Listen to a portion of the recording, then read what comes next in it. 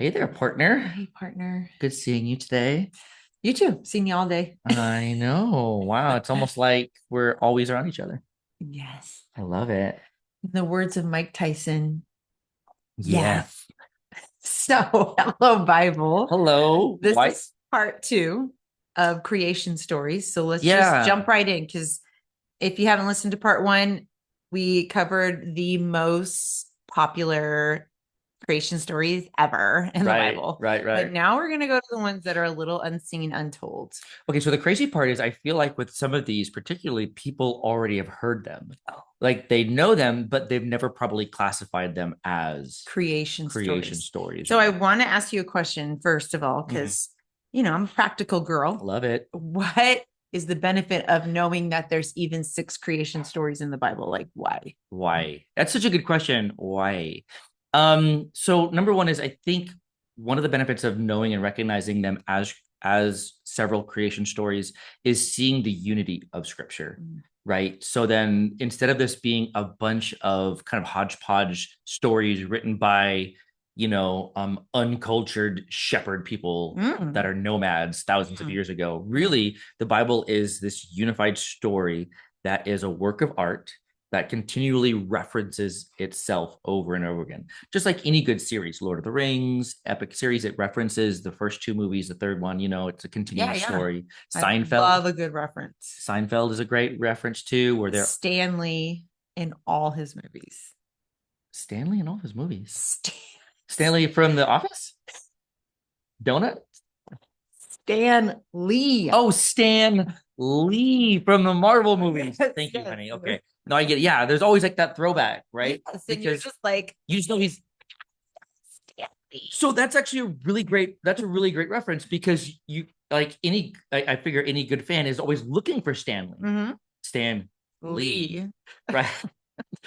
Right. So you kind of expect it. Oh, even the same thing too, where at the end of the movie, you always wait till like the credits are over or whatever, because you don't Mm-hmm. have that little bonus piece. So I think us digging into the Bible and helping people like see the six creation stories Mm. is building a confidence. I Oh feel yeah. like you're just like, I know Right. creation because I've read these different stories. Right. It just, I don't know, it just builds confidence. It I've builds read these faith. stories before. Right. Sorry, that's Squid Games.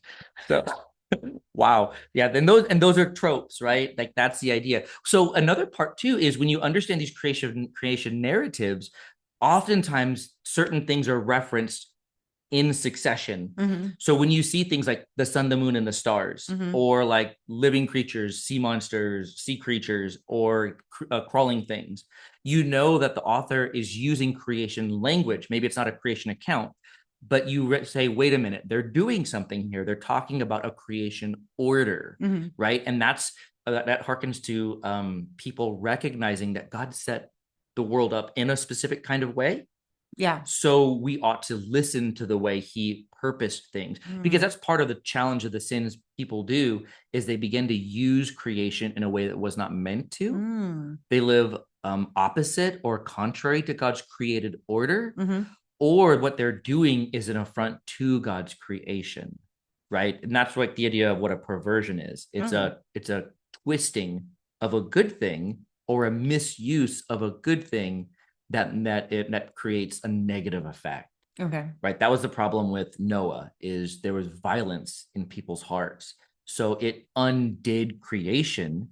So God almost had, in a sense, had to start over with creation. Mm-hmm. So when God's done with the flood, the flood subsides in the same order as creation happens, right? Mm-mm. God kind of goes through that order again, creation order, right? So that's the benefit of knowing the creation stories, and then it kind of each one is a different perspective, so it shows a different nuance Okay. of creation. So So which one's up next? okay, so we went through the first two, right? The ones in Genesis 1 and 2. Mm-hmm. So I think what we can do is we can begin to look at another four Okay. with maybe a couple little bonus pieces thrown in Mm-hmm. there to kind of get us through how things are going. So I think if we were to just go canonically, like through order of scripture, we could let's go and take let's go take a look at Job here. Now, Job's a funny one Mm-hmm. because here it is in the wisdom literature, right? Mm-hmm. And wisdom is meant to show us way to live skillfully. Okay. And So Genesis is what literature?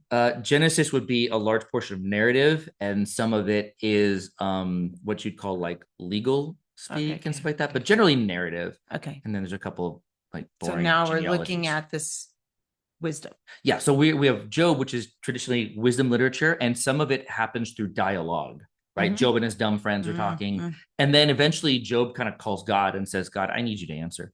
So God does answer. And really, Job 38, 39, 40, 41, those four chapters is this long discussion between Job and God. And really, God is walking Job through creation, right? So he gives him like this 4D tour of his creation, presenting his handiwork. And what he does is Job is God's presenting to Job, I know what I'm doing. Like, Mhm. even though it doesn't make sense to you, Yeah, yeah.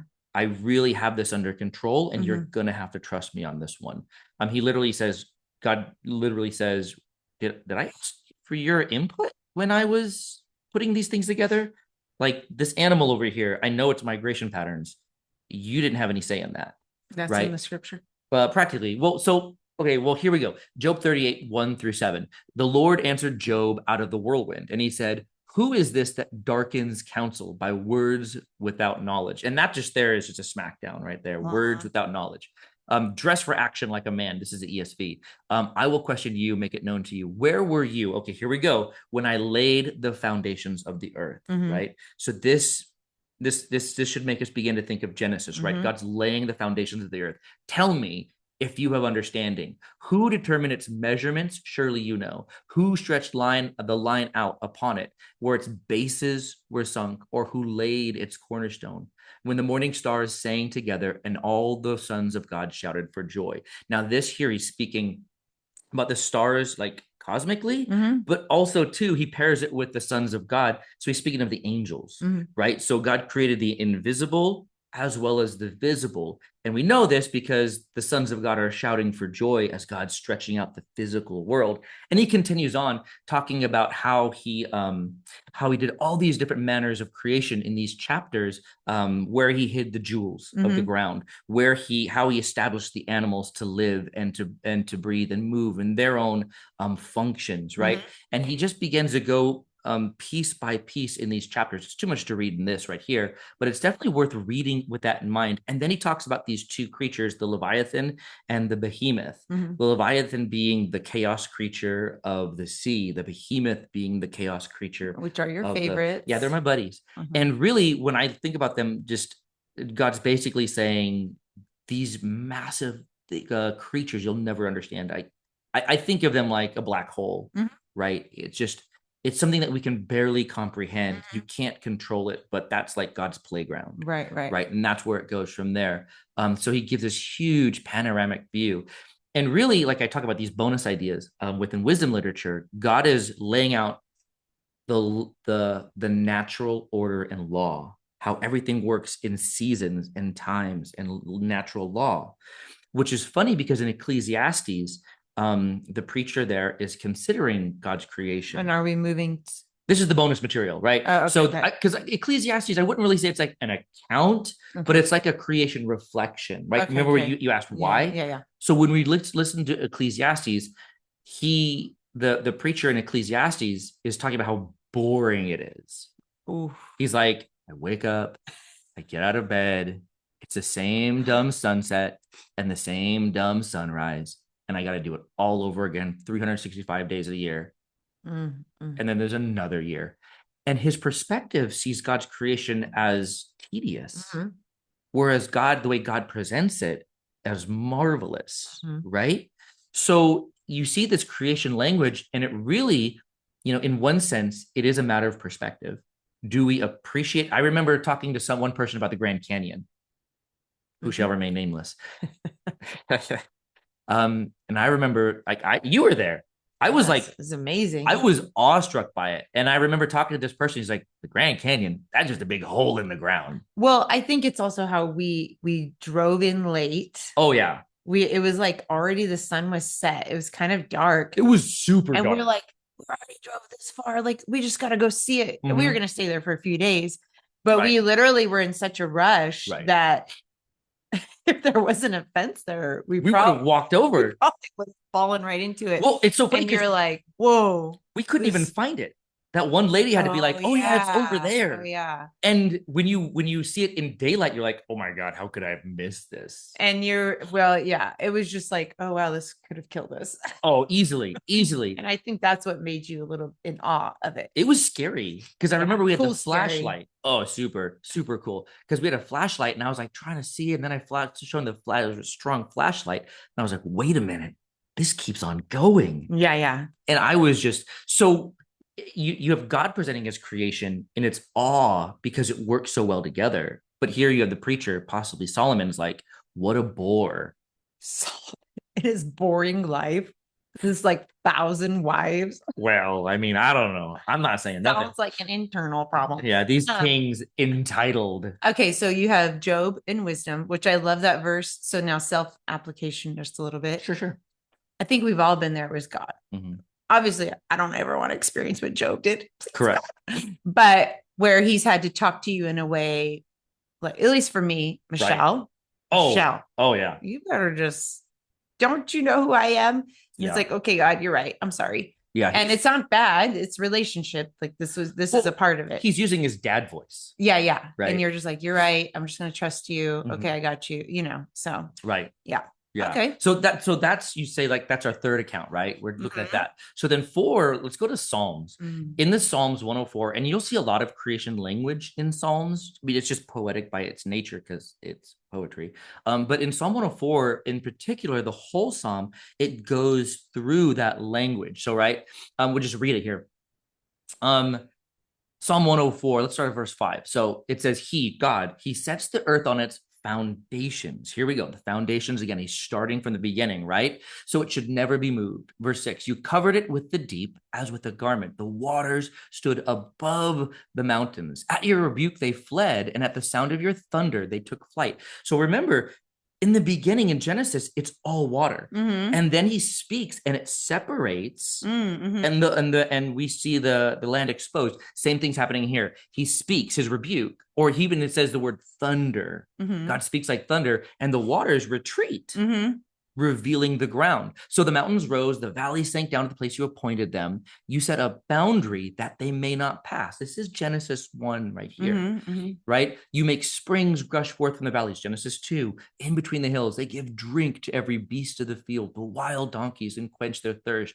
Same language that Job has, same language as Genesis, right? And then he says, so he goes, waters, the land. And then what happens? So now we see the beasts of the field, the birds of the heaven, they sing among the branches. Your lofty abode, you water the mountains. I even makes you think about the Garden of Eden on the hills, right?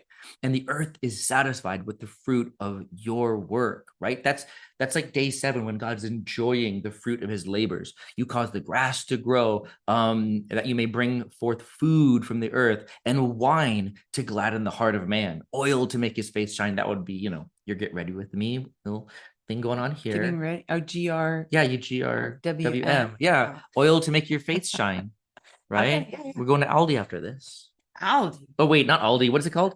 Ulta. Ulta. Obviously, not a Sparkle Pop girl here, guys. That's the way it works. Okay. Sorry. So he continues, verse 19. So he makes the moon to mark the seasons. This is Genesis 1, right? What does he do? The sun to know it's time for setting. You make darkness, and it is night.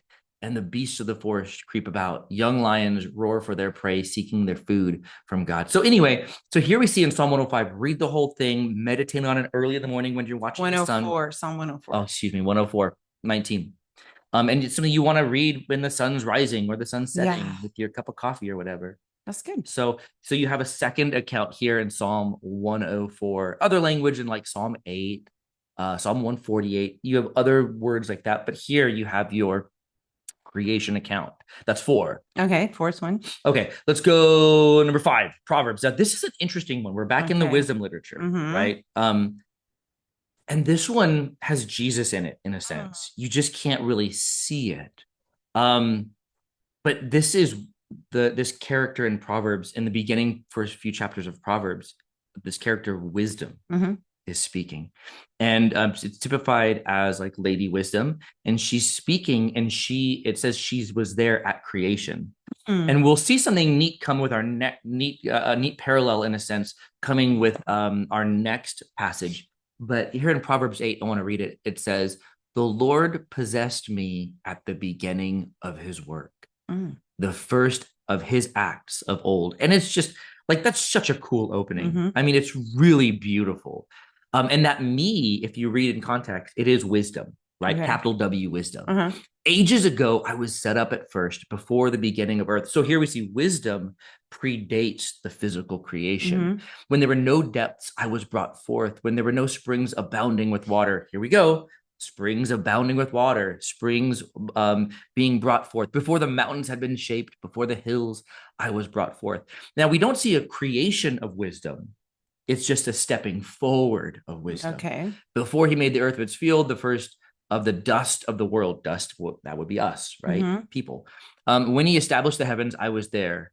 He drew the circle on the face of the deep. He made firm the skies above, and he established the fountains of the deep. He assigned the sea its limit, right? That's the language we talk about with the sea, right? Here's where you go, here's where you don't go. And it continues on and says, I was beside him like a master workman, and I was daily his delight, rejoicing before him always, rejoicing in his inhabited world and delighting in the children of men. And now, O sons, listen to me. Blessed are those who keep my ways. Whose ways do we keep? Wisdom's ways. Mm-hmm. But wait a minute, we're supposed to follow Yahweh, the Lord.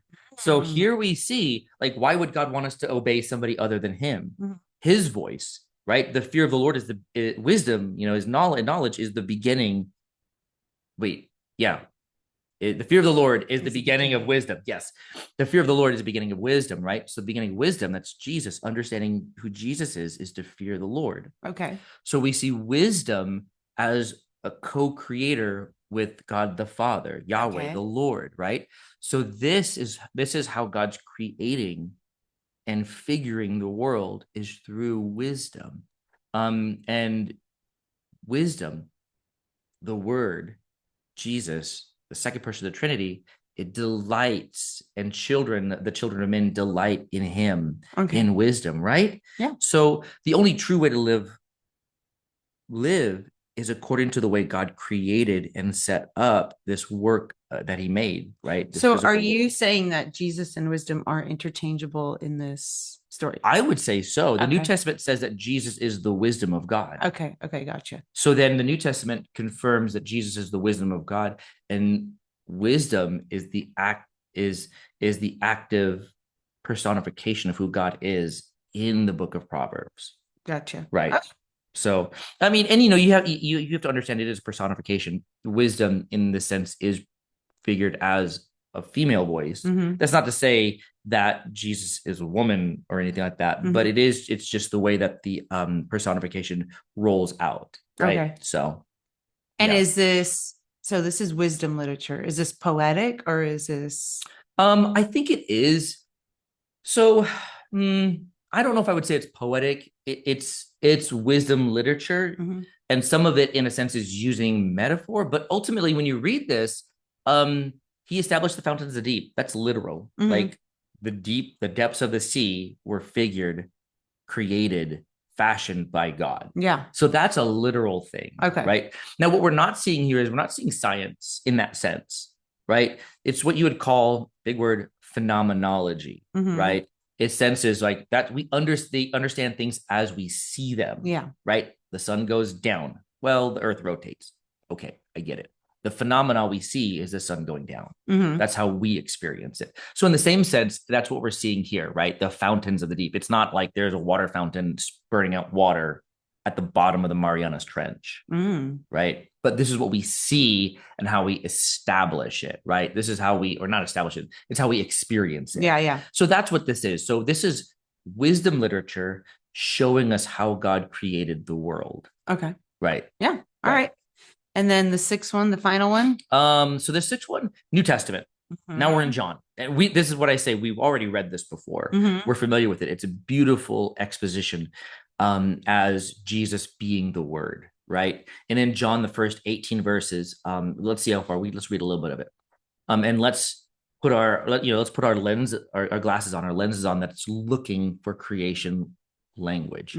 In the beginning, we see a parallel already. Mm-hmm. In the beginning, God created the heavens and the earth. In the beginning was the Word, and the Word was with God. Who was with God in the beginning? Wisdom. Mm-hmm. Wisdom was there before the physical Mm-hmm. creation. Who is the co-creator? Wisdom. In Mm-hmm. the beginning was the Word, the Logos, and the Word was with God. Now, in Greek understanding, the Logos is a way of expressing wisdom, right? Oh, Verbally, it's the way we communicate, in a sense, the way we okay. write. So again, when we say wisdom in Proverbs, here it's hearkening into that, Mm-hmm. understanding the way that God speaks and how we can understand his wisdom expressed, right? So that's we have the logos, the word, the expressed word of God, right? Mm-hmm. This is the agent by which he's creating all things. In the beginning was the word, and the word was with God, and the word was God, right? So now we have this same but not the same talk. Mm-hmm. You say there's no Trinity, the word Trinity is not in the Bible, but when you look at it, we're trying to use a human expression to understand how God is one, but more than one, right? Yeah, yeah. He was with God and was God, which helps us understand how Proverbs works. Mm-hmm. Why do we need more than one creation account? Because God's creation is so complex. You cannot just look at it at one Right, angle. right, right. He was in the beginning with God, and all things were made through him. Without him was not anything made that was made. Jesus, all of creation is dependent upon the Father and the Son working together. In him was life, and that life was the light of men. Makes me think of Proverbs, right? Mm-hmm. That wisdom, it delights in the children of men. Men Mm. delight in the wisdom of God.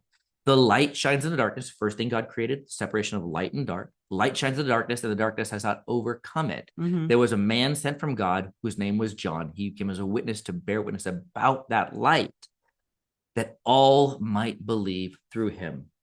He continues and said, verse 16, for from his fullness we all have received grace upon grace. The law was given through Moses. Grace and truth came through Jesus Christ. No one has ever seen God, the only God who is at the Father's side, who has made him known. The revelation of who God is. I want to read something real quick here Mm-hmm. from the Lexham Bible Dictionary. Um, Dr. Anderson writes, and he says, the prologue to John's gospel emerges out of the Old Testament wisdom tradition in Proverbs 8, what we just read.